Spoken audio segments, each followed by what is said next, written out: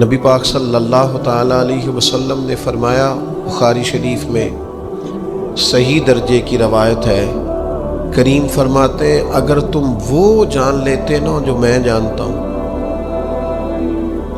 اگر تمہیں اس کا علم ہوتا نا جس کا مجھے علم ہے، تو فرمایا تم رویا کرتے، تمہاری کیفیات اور ہو جاتی۔ بعض اوقات کچھ لوگ غیر سنجیدگی کا مظاہرہ کرتے ہیں، ہنستے ہیں، شغل بناتے ہیں، بہت سارے کام ایسے ہیں، بہت سارے فیوز و برکات ایسے ہیں جو انہیں ملنے ہوتے ہیں، نہیں مل پاتے، تو وہ غیر سنجیدگی طبیعت کی، لہجے کی غیر سنجیدگی، ان سے وہ فیوز و برکات اٹھا لیتی۔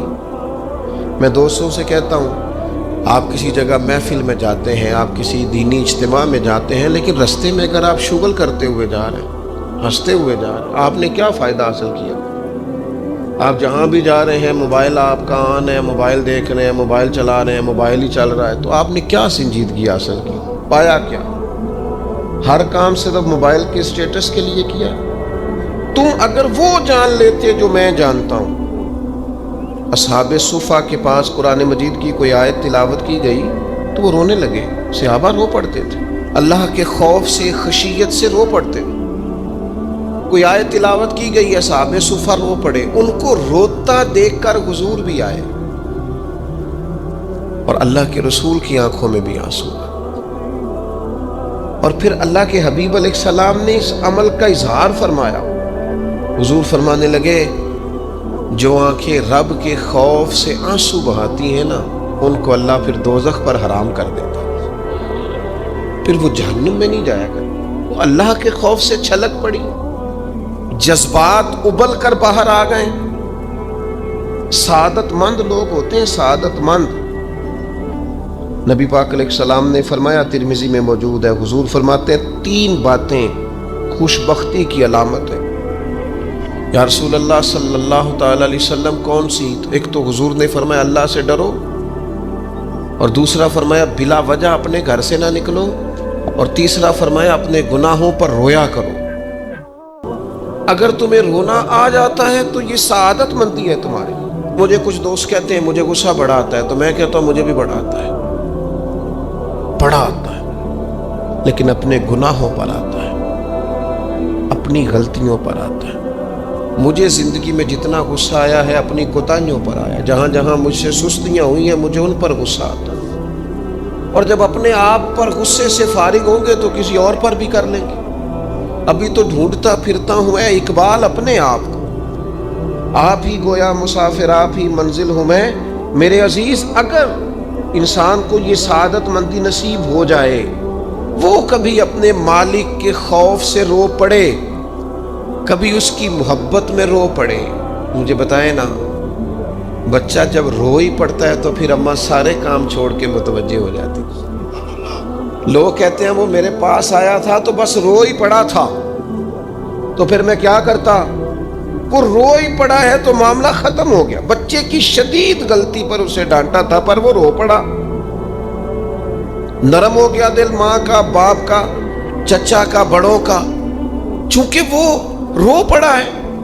عزیز بھائی، جب تو بھی رب کی بارگاہ میں رو ہی پڑے گا نا، جب تو اس کی خشیت سے ٹوٹ ہی جائے گا، جب اس کے حضور آ کے عرض کرے گا نا مالک میں کہاں جاؤں تیری بارگاہ میں نہ ہوں، کہاں جاؤں؟ اعلیٰ حضرت بریلوی رحمۃ اللہ علیہ کے والد تھے، بڑے درد سے دعا کرتے تو لوگ ان سے دعائیں کرایا کرتے، اور عجیب سے نا دعا کے اندر محو ہو جاتے تھے۔ اپنے لفظوں میں بات کروں تو بڑی کھوب کے دعا کرتے سن۔ بعض بندے رٹیاں رٹائیاں دعاواں کرتے، بس وہ ٹھیک ہے، ہاتھ اٹھا دیے، جو مولانا صاحب کہیں گے ہم بھی، وہ بڑے محو ہو کے دعا کرتے تھے۔ کسی نے ان سے کہا حضرت اتنی للہیت سے اور اتنی محویت سے اور اتنے ذوق سے دعا کیسے؟ فرمانے لگے میں نے اپنی بیوی سے طریقہ سیکھا۔ سیکھنے والے سبھی جگہ سے سیکھتے، اپنے بچوں سے بھی سیکھ لیتے، اور جن کا خیال ہونا ہمارے پاس کل عقل آ گئی ہے، وہ بیچارے عقل کو خیر بات کہہ دیتے ہیں، جن کو سارا ہی پتہ ہے انہیں کچھ پتہ نہیں ہے۔ کہتے بیوی سے سیکھا ہے دعا مانگنے کا طریقہ۔ حضرت وہ کیسے؟ فرمانے لگے اسے کوئی کام تھا مجھ سے، کوئی گھر کا خرچہ تھا، اس نے بتایا خرچہ، میں نے اسے کہا ابھی میرے پاس پیسے نہیں ہیں، آتے ہیں تو دوں گا۔ 2-4 دنوں کے بعد پھر اس نے کہا، میں نے کہا تھا گھر کے خرچے کے لیے کچھ پیسے، تو فرماتے ہیں میں نے کہا ابھی میرے پاس نہیں ہے، آتا ہوں تو دیتا۔ عورتوں کی عادت ہوتی ہے بار بار یاد کرانا، کہتے اس نے پھر یاد کرایا، وہ میں نے گزارش کی تھی کچھ پیسے چاہیے، فرماتے مجھے غصہ آ گیا۔ میں نے کہا تم کیا روز ایک ہی بات کرتی ہے، تجھے کہا ہے نا ابھی پیسے نہیں ہیں، آتے ہیں تو دے دوں گا۔ ہر روز یاد کرانے کا کیا مطلب ہے؟ ایک ہی بات کا رٹا لگایا، پیسے چاہیے پیسے، ٹھیک ہے خرچ ہے، آپ ٹھیک کہہ رہی، پر ابھی نہیں میرے پاس۔ کہتے میں نے ڈانٹ دیا۔ سعادت مند خاتون تھی، حوصلے سے ڈانٹ برداشت کی، تو کہنے لگی غلطی ہو گئی، مجھے نہیں بار بار کہنا چاہیے تھا، آپ تو ناراض ہی ہو گئے، لیکن ایک بات یہ کہنی تھی کہ آپ ہی میرے شوہر ہیں، میں آپ سے نہ کہوں تو پھر کس سے جا کے کہوں؟ آپ سے ہی کہنا ہے نا، میرے آپ ہے نا میرے سر کے تاج، تو کس سے اور کہوں؟ میں اور کسی سے کہوں؟ شیخ فرماتے ہیں میرے ہاتھ میں کچھ چیز تھی، ہاتھ کانپا، وہ چیز گری، چھم چھم میرے آنسو ٹپکے، چھم چھم میں رو پڑا۔ تو خاتون کہنے لگی آپ کیوں روئے، کیا ہوا؟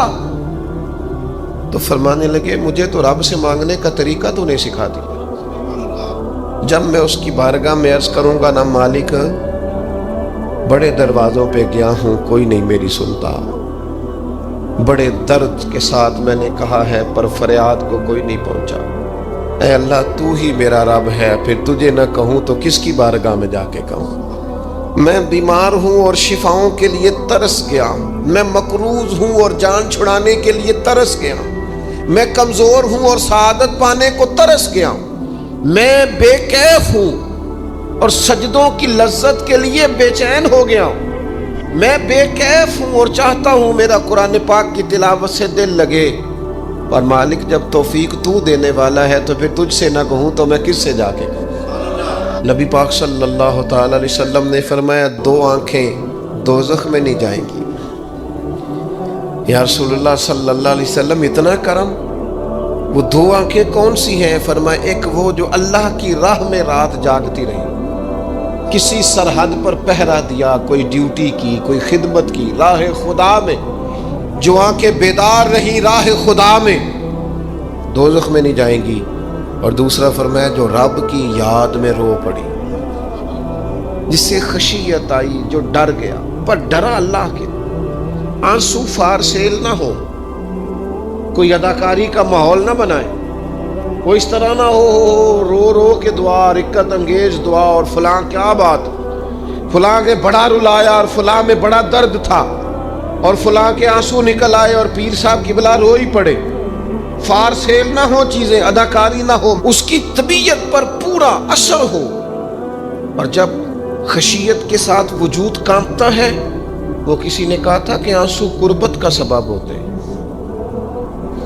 جب آپ کی روح کسی کی روح سے ملتی ہے تب آنسو نکلتے ہیں۔ جب تو اللہ سے پورا جڑ جاتا ہے نا، جب رسول کائنات کی بارگاہ سے تیری پوری توجہ لگ جاتی ہے، پھر آنسو بن کر دل تے پار پوے جس ویلے ادو پار بناون اکھیاں، تے بے درداں محبوباں دے سارے ناز اٹھاون اکھیاں۔ عزیز دوست، جب آپ پورے طور پر جڑ جاتے، او یارو کتنا روئے ہیں مسلمان اقوام متحدہ کے سامنے جا کے، کتنی قراردادیں پیش کی تم نے سلامتی کونسل میں، حتیٰ کہ مسلمانوں کے جو امیر ملک تھے ان کی تنظیمیں بنی، کوئی مسلمانوں کی داد رسی کو نہیں پہنچا۔ میری کو بہت لمبی عمر تو نہیں ہے، پر میں نے برما میں مسلمانوں کے کٹتے ہوئے حالات دیکھے، خبریں آئیں، ہم نے دیکھی، کٹتے اور سسکتے مسلمان ہم نے دیکھے۔ ہم نے دیکھا لیبیا پہ حملہ ہوا اور ٹوٹ گیا سارا ملک۔ میں نے وہ منظر دیکھا جب غوث پاک کے بغداد میں بمب گرے۔ ہم نے وہ دور دیکھا جب کسی نے خبر دی کہ کربلا میں پھر سے کربلا برپا ہے۔ ہم نے وہ منظر دیکھا جب پتا چلا کہ پھر سے مولا علی کے نجف اشرف کو اجاڑا جا رہا ہے۔ ہم نے وہ سارے منظر بار بار دیکھے، بار بار سنے، اور اب تو شرم آتی ہے میرا دل کرتا ہے میں فلسطین کا نام نہ لیا کروں، شرم آتی ہے۔ یہ کوئی ہماری تقریروں کے موضوع ہے؟ یہ کوئی ہمارے کالم لکھنے کے عنوان ہے؟ یہ کوئی ہمارے موبائل پہ لگانے کے سٹیٹس ہے؟ یہ تو شرم سے مر جانے کا مقام ہے۔ یہ کوئی گردنیں اٹھا کے بات کرنے والی بات ہے؟ یہ موبائل پہ ایک دوسرے کو ویڈیو دکھانے کا منظر ہے؟ رمضانوں میں، شاموں میں اپنے اپنے بچوں کو سینوں سے لگا کے افطاریاں کرانے والوں اور بچوں سے پوچھنے والوں کہ پتر تو کی کھانا ہے، اس سے پوچھ لے اس کی مرضی کیا ہے۔ تمہیں پتہ ہے فلسطین کی بیٹیاں بھی سیدہ خدیجۃ الکبریٰ کی بیٹیاں ہیں، وہ مومنوں کی مائیں ہیں تو ان کی بھی تو مائیں ہیں نا۔ فلسطین کی بہنیں بھی صبح قیامت حضرت فاطمہ کے پلو میں پناہ لیں گی۔ نبی پاک صلی اللہ تعالی علیہ وسلم نے فرمایا من اذا مسلمن فقد اذانی۔ میں کیسے وہ بات آپ کے دلوں تک اتاروں کہ حضور نے فرمایا جب میرے مسلمان کو تکلیف ہوتی ہے تو مجھے تکلیف ہوتی ہے، مجھے درد ہوتا ہے۔ اس رسول کی امت جو کافروں کی رسیاں زور سے باندھی جائیں تو حضور فرمائیں ڈھیلی کر دو، یہ ہائے ہائے کرتے ہیں تو مجھے نیند نہیں آتی۔ اگر بدر میں قیدی بنا کے لایا گیا کافر ہائے ہائے کرے تو حضور کو نیند نہیں آتی، تو مجھے بتاؤ کہ فلسطین کی بیٹیاں ہائے ہائے کرتی ہیں تو گنبد خضرا میں محبوب کو آرام ہے؟ میرے عزیز، بے حسی کی زندگی، چھوٹے موٹے بیانات، تو بھی کہہ دے تھوڑا سا فلانے کا بیان نہیں آیا، کیا کرنا ہے بیان دے کے؟ کیا بات کرنی ہے تذکرہ کر کے؟ دوستو آؤ، رو کے دیکھ لیا ساری دنیا کے سامنے، کچھ رب کے سامنے رو کے نہ دیکھ لیں؟ اب اسے کہے نا، اب حضور کی بارگاہ میں عرض کر کے نہ دیکھ لے کہ تجھ سے فریاد ہے اے گنبد خضرا والے، اب کعبے والوں کو ستاتے ہیں کلیسا والے، اور کی اگر تو نے دل مسلم کی دل جوئی نہیں، پھر ہمیں تانا دیں گے بت کہ مسلم کا خدا کوئی نہیں۔ اب اللہ رسول کی بارگاہ کی طرف رجوع نہ کر لیں، اب چھوڑ نہ دیں سیاستدانوں کے گلے، اب چھوڑ نہ دیں دنیا اقوام متحدہ کی بات اور سلامتی کونسل کی بات، اب اپنے اللہ کی جانب رجوع نہ کریں۔ دیکھو نا، نبی پاک صلی اللہ تعالی علیہ وسلم نے ہمیں فرمایا تمہارے آنسو قدر والے ہیں، رب رسول کی بارگاہ میں بہانا، ان کو ضائع نہ کرنا۔ عزیز بھائیو، یہ آنسو جو اللہ رسول کی بارگاہ کی طرف بہتے ہیں، یہ اللہ کی رحمت کو متوجہ کرتے، یہ مالک کریم کے کرم کو مائل کرتے۔ ہمارا مسلح آباد ہونا چاہیے۔ وہ مجھے ایک دوست کہنے لگے صرف دعا کریں فلسطین کے لیے، آپ نے کہا جم کے دعا کریں، صرف دعا کرنے سے کیا ہوتا ہے؟ میں نے کہا دعا کرنے سے پہاڑ ہل جاتے ہیں اپنی جگہ سے۔ میرے رسول پاک رات کو دعا کریں تو صبح فاروق اعظم جیسے لوگ آ جاتے ہیں دین اسلام۔ نبی پاک علیہ السلام رات دعا کریں نا، دعا،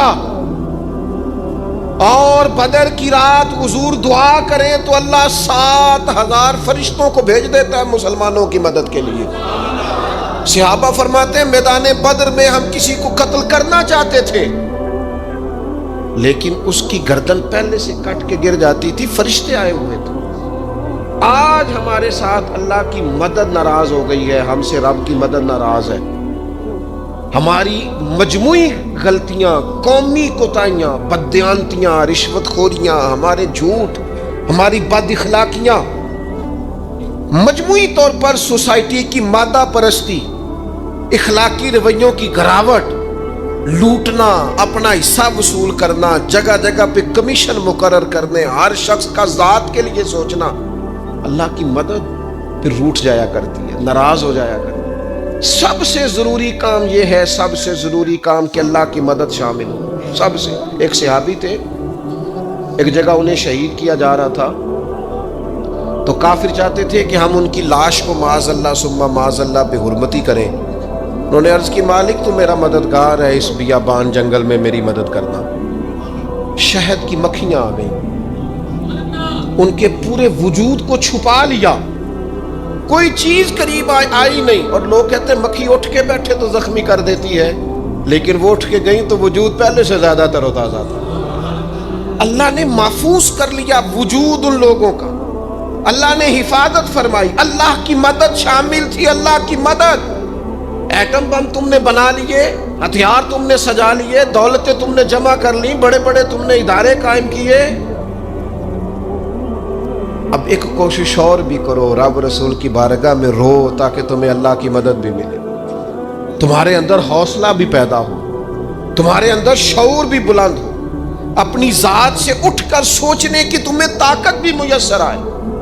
میرے عزیز، اگر اس کی بارگاہ میں رونا آ جائے نا، اس کی بارگاہ میں اسے منانا آ جائے، تو پھر تو کیفیات ہی کچھ اور ہو جاتی ہیں. کتنا کو روئیں بھلا. حضور فرماتے ہیں بہت لمبا تم نہ بھی نہ رونا، اگر مکھی کے یا مچھر کے پر کے برابر بھی تمہارے آنسو نکل گئے نا، میں اب اس سے زیادہ کیا آپ کی بارگاہ میں بات عرض کروں. حضور فرماتے ہیں ایک مکھی اور مچھر کے پر کے برابر بھی تیری آنکھ سے آنسو نکل آیا، شرط یہ ہے نکلے ریاکاری کے لیے نہیں، نکلے اللہ کی رضا کے لیے، اس کی خشیت میں نکلے. فرمایا اگر مکھی کے پر کے برابر بھی تو رو پڑا تو اللہ تعالیٰ تیرے لیے دوزخ سے آزادی لکھ دے گا. اور نبی پاک صلی اللہ تعالیٰ علیہ وسلم نے بیان فرمایا ہے، حضور فرماتے جو اللہ کے خوف سے رو پڑے نا، جس طرح بھینس بکری گائے کے تھنوں سے نکلا ہوا دودھ دوبارہ تھنوں میں نہیں نہ جاتا، اسی طرح جو رب کی یاد میں رو پڑے وہ دوزخ میں نہیں جاتا. یہ مثال دیکھیں کیسی دی حضور نے سمجھانے کی. اگر کبھی رونا آئے اس کے لیے تنہائی کا انتخاب کریں، مجمع میں نہیں. ایک بندے کو حضرت عمر نے مجمع میں روتا دیکھا تو فرمایا یہ کام تو اکیلے میں کرتا تیرے لیے برکت والا ہوتا، تیرے آنسو نکلے، تیرے رخساروں پہ بہیں. اور شیر خدا تو شیر ہے نا، حضرت مولا علی شیر خدا فرماتے ہیں اگر تیری آنکھوں سے کبھی آنسو نکلے نا اللہ کی یاد میں، حضور کی محبت میں، تو فرمایا ان آنسوؤں کو پوچھنا نا، ان کو چہرے سے صاف نہ کرنا. یہ تو آنسو اس قابل ہیں کہ تیرے رخساروں پہ رہیں، یہ تو روشنی ہے تیرے چہرے کی، ان کو پوچھنا نا. حضرت علی رضی اللہ تعالیٰ عنہ نصیحت کرتے ہیں انہیں رہنے دے، یہ آنسو بڑا قیمتی ہے، یہ نکلا تیری آنکھ سے ہے پر کسی کا ہو کے نکلا ہے، نکلا تیری آنکھ سے ہے پر کسی کے لیے نکلا، نکلا تیری آنکھ سے ہے پر اس نے تجھے بتایا ہے کہ تیرے وجود میں، تیری دھڑکنوں میں، تیرے جذبات میں کسی اور کا بھی حصہ ہے. یہ رب رسول کی رضا کے لیے چھلکا ہے. وہ حضرت شیخ سعدی رحمۃ اللہ تعالی علیہ آپ مہمان نواز بڑے تھے. حضرت سعدی کچھ لوگ نا بڑے مہمان، سارا دن یہی سوچتے رہتے ہیں کسی کو کھلانا کیسے، جی دنیا آوے کھا کھا جاوے تے راضی ہووے بلا. تو حضرت سعدی مہمان نواز بڑے تھے تو قرضہ چڑھ گیا. قرضہ صرف مہمانوں کو کھانا کھلانے کا ہی تھا. تو ایک دن سارے ہی قرض کھا کے بیٹھ کے کہنے لگا بابا پیسے دیں گے تو جائیں گے، پیسے رکھ. سب جھگڑا کر رہے ہیں. تو حضرت سعدی کہتے ہیں وہ مطالبہ کر رہے ہیں پیسے دو اور مجھے ٹینشن ہے، ان کو کھلایا پلایا کچھ نہیں. تھوڑی دیر گزری تو ایک بچہ آ گیا کچھ بیچتا بیچتا. اس نے آ کے کہا نوجوان نے کہ جناب میں مجمع دیکھتے ہیں تو بعض لوگ بیچنے والے آ جاتے ہیں، اس نے وہ چیز بیچنے کے لیے سامنے کی تو کہنے لگا لینی ہے. تو حضرت فرمانے لگے میرے مہمانوں کو دے دو کھا لیں. انہوں نے دے دی. اب وہ کہنے لگا پیسے. تو حضرت بڑے پریشان ہوئے، کہنے لگے بیٹا آپ بھی بیٹھ جائیں، یہ بھی سارے پیسے لینے ہی آئے ہیں، ان کو ملیں گے آپ کو بھی مل جائیں گے. تو وہ نوجوان رو پڑا.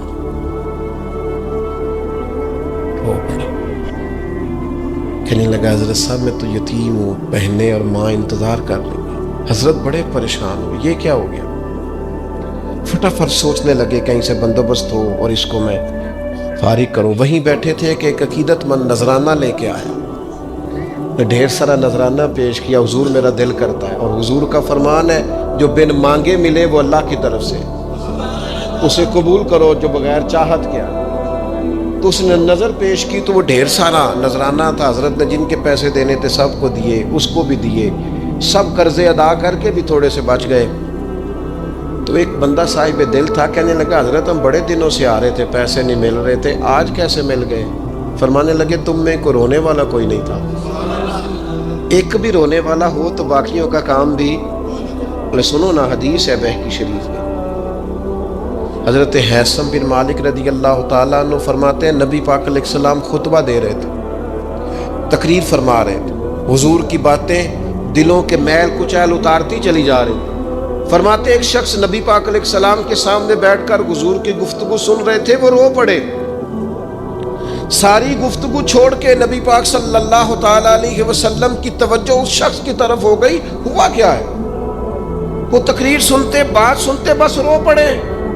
تو نبی پاک علیہ السلام فرمانے لگے آج اگر وہ سارے مومن بھی یہاں موجود ہوتے جن کے گناہ پہاڑوں کے برابر وزنی ہوتے تو اس ایک بندے کے رونے کی وجہ سے اللہ سب کی بخشش فرما دیتا.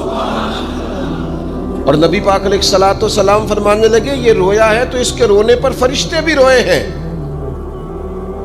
اور فرشتے دعا کر رہے ہیں کہ اے اللہ یہ جو نہیں روتے نا ان کے حق میں ان کی سفارش قبول کر لے جو تیری بارگاہ میں روتے ہیں, جو تیرے حضور عرض گزار ہوتے ہیں ان کی سفارش قبول کر لے, ان کے حق میں قبول کر لے.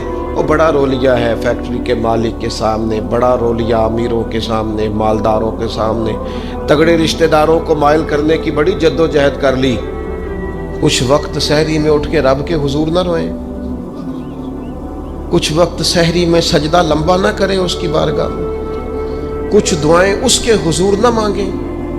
میں کہوں گا ماؤں سے پریشان ہے بیٹے, سحری میں دامن پھیلا دو رب کی بارگاہ. میں کہوں گا والد سے سفارشیں تم نے بڑی ڈھونڈ لی, جد و جہد بڑی کر لی, یاروں سے بڑا کہہ لیا کہ بیٹے کو باہر بھیجنا ہے, کوئی کاروبار ٹھیک کرنا ہے, اب کچھ دروازہ اللہ کی رحمت کا بھی تو کھٹکھٹاؤ نا. اور میرے نبی پاک علیہ السلام نے گارنٹی دی ہے, فرمایا ماں باپ اولاد کے لیے جو بھی مانگے اللہ اپنے فضل سے عطا فرماتا ہے.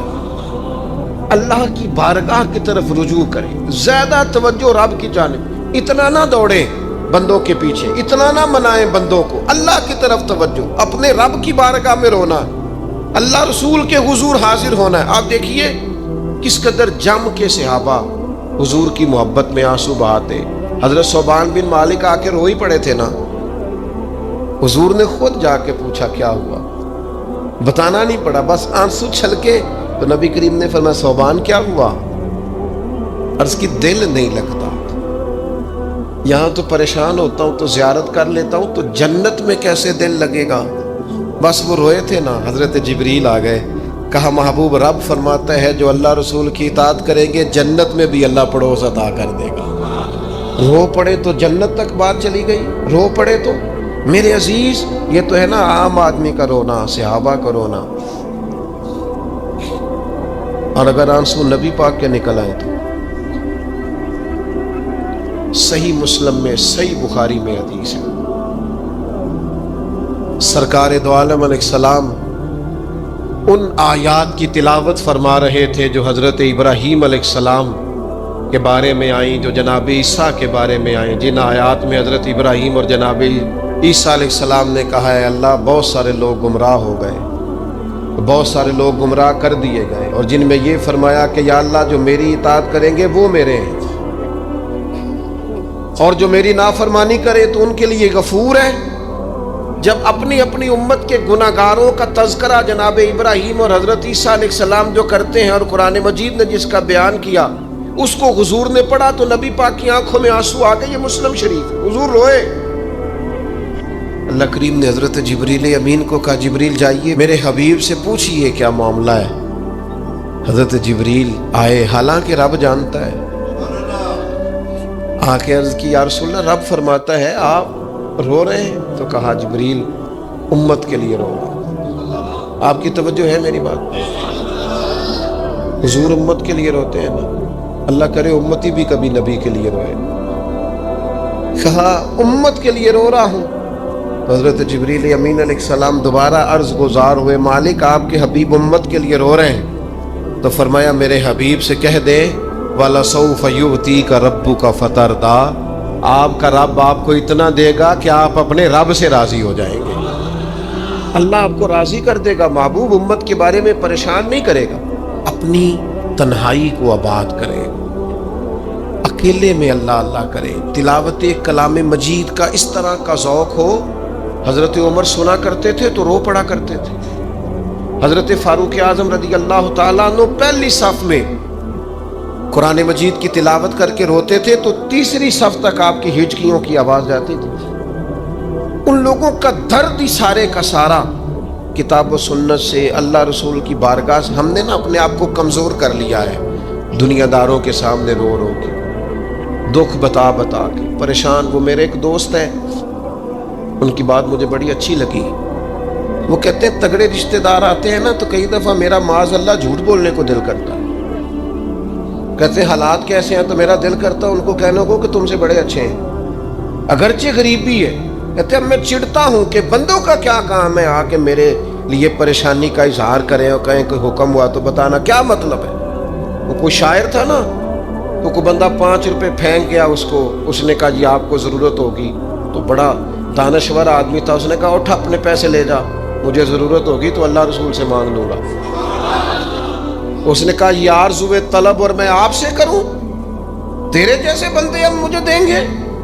یہ آرزوئے طلب اور میں آپ سے کروں، یہ بھیک اس کو دیجئے جس کا خدا نہ ہو۔ میں رب رسول کی بارگاہ میں رو لوں گا، مجھے اللہ کی بارگاہ سے ملو۔ کتنا ملے گا؟ وَيَرْزُقْهُ مِنْ حَيْثُ لَا يَحْتَسِبُ، اتنا ملے گا کہ بندے کا گمان بھی نہیں ہو۔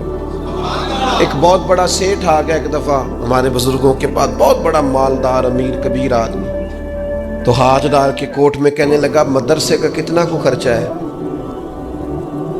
تو میں نے لگے آپ بات کریں۔ کہنے لگا جی میرا خیال ہے آپ سارا میرے ذمہ ہی لگا دیں، 100 200 400 روپے آپ چھوڑ دیں۔ تو فرمانے لگے آپ دیں گے پھر حساب بھی کریں گے، ہمیں وہ رب دیتا ہے جو بے حساب ہی دیتا ہے اور حساب کی رسوائی بھی نہیں ڈالتا، لہذا آپ کا جو انداز ہے وہ بتاتا ہے کہ آپ کے لہجے میں وہ والا انداز۔ وہ کچھ لوگ آ کے نا جی وہ کہتے ہیں جی کسی کو پیسے لگن والے دے سانو دسو اسی لا دئیے، میں کہ تسی کدھر اور ہی لا لو۔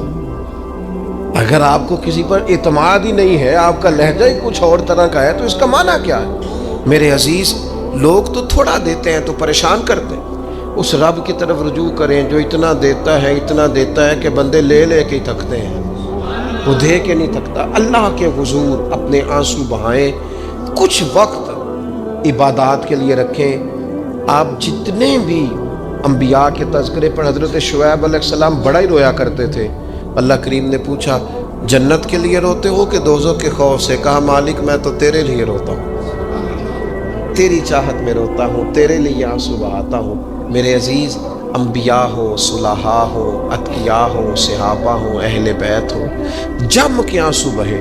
جنہیں رونا آ گیا نا انہیں منانا آ گیا، جنہیں رونا آ گیا ان پہ رحم آ گیا، جن کی آنکھیں چھلک پڑیں وہ محبوب کو پا گئے۔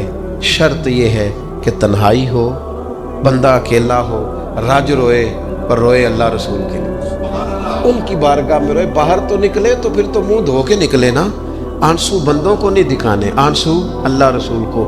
میری آپ سے درد سی گزارش ہے، میں نے جیسے کہا نا دعائیں بڑا انقلاب برپا کرتی ہیں، ایک رات صرف میرے کہنے پر 2 رکعتیں نماز پڑھیں، پھر استغفار پڑھیں 70 بار، پھر اتنا ہی حضور کی بارگاہ میں درود و سلام عرض کریں، پھر رج کے روئیں، اللہ سے عرض کریں اللہ اس وطن کے حالات بھی بدل دیں، اللہ امت کے لیے بھی آسانی کر دیں، اللہ تعالیٰ فلسطین کے مسلمانوں کے لیے خیر فرما دے۔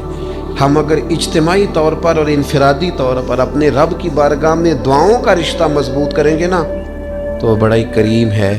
جب اتنے سارے لوگوں کے ہاتھ اٹھتے ہیں نا، میں یہاں بھی کئی دفعہ لمبی دعا کرتا ہوں جمعے کے بعد، سوچتا یہ ہوں اتنا بڑا مجمع ہے، ہزاروں لوگ ہیں، تو ہو سکتا ہے کسی ایک نیک آدمی کی آمین سے کئیوں کا بھلا ہو جائے، کئیوں کی تو جم کے دعائیں کریں، اپنا رشتہ اپنے رب سے مضبوط کریں۔ اقبال کہتے ہیں خیرت نے کہہ بھی دیا لا الہ الا اللہ تو کیا حاصل، دل و نگاہ اگر مسلمان ہیں، دل و نگاہ اگر دل و نگاہ، دل اور آنکھ، دل و نگاہ اگر مسلمان نہیں تو پھر کچھ بھی نہیں۔